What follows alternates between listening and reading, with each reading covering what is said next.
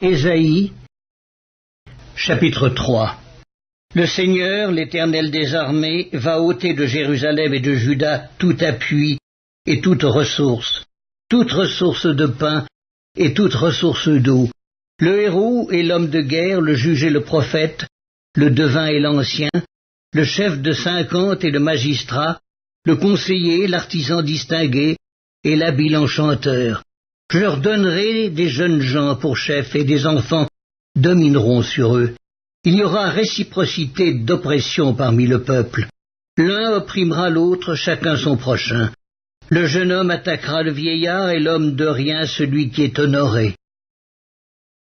On ira jusqu'à saisir son frère dans la maison paternelle. Tu as un habit, sois notre chef. Prends ces ruines sous ta main.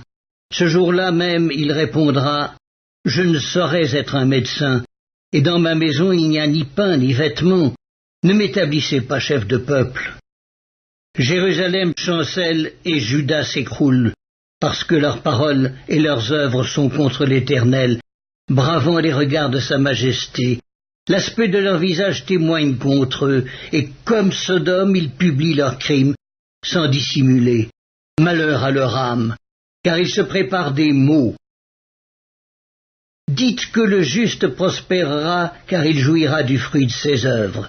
Malheur au méchant, il sera dans l'infortune, car il recueillera le produit de ses mains.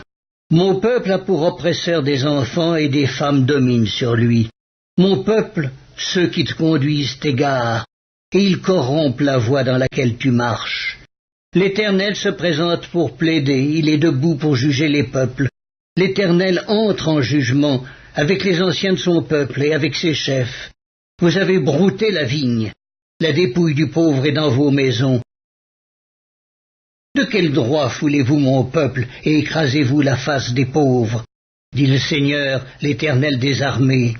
L'Éternel dit: parce que les filles de Sion sont orgueilleuses, et qu'elles marchent le cou tendu et les regards effrontés, parce qu'elles vont à petits pas, et qu'elles font résonner les boucles de leurs pieds, le Seigneur rendra chauve le sommet de la tête des filles de Sion. L'Éternel découvrira leur nudité.